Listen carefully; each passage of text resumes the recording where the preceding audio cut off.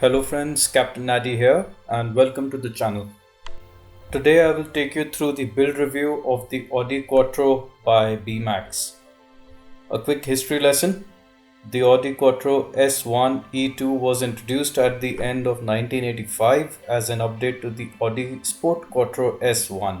It had an inline 5-cylinder engine which initially produced 473 horsepower, but later engines could produce a reputed 590 horsepower.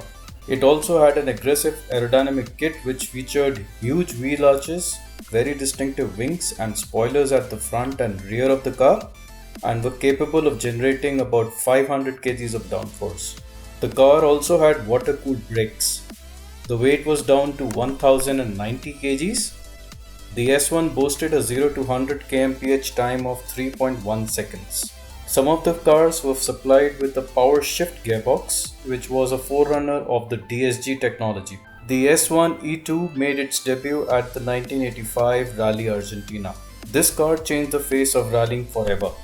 Alright, so for the kit, the box is decently sized with a beautiful box art.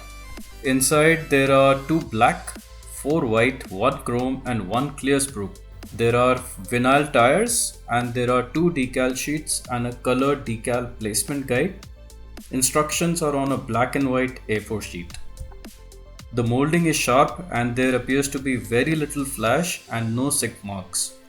For the dash, the dials are represented by decals. Windscreen wipers, steering wheel, fire extinguisher and exhaust system are beautifully molded. The shocks are also molded without any visible seam, so the cleanup was very easy.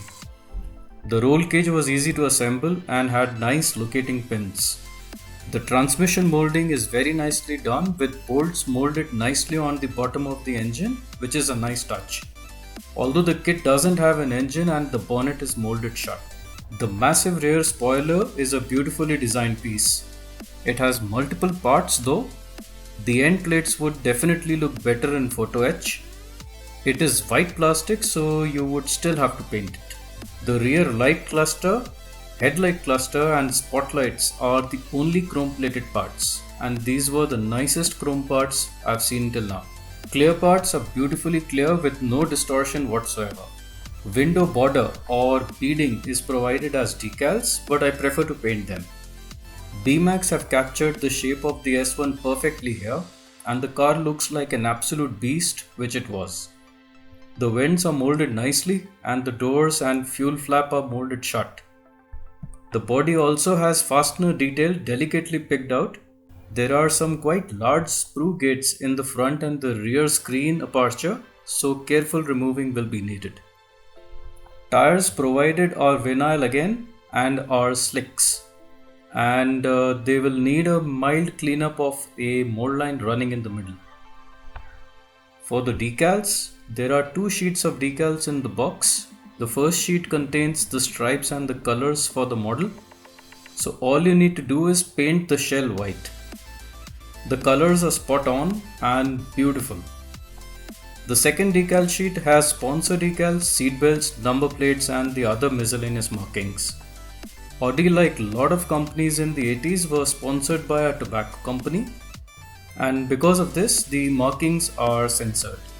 Markings are provided for the 1985 San Remo Rally and the 1986 Monte Carlo Rally.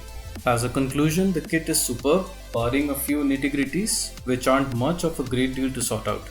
Although I wished that this kit had some photo etch grills supplied in the box itself rather than an aftermarket option. B-Max have produced an excellent kit for a car which hasn't been modeled to this detail until now, and I definitely recommend this kit. I hope this review helps you. Do drop me comments and do subscribe. Till next time, cheers friends. Bye bye.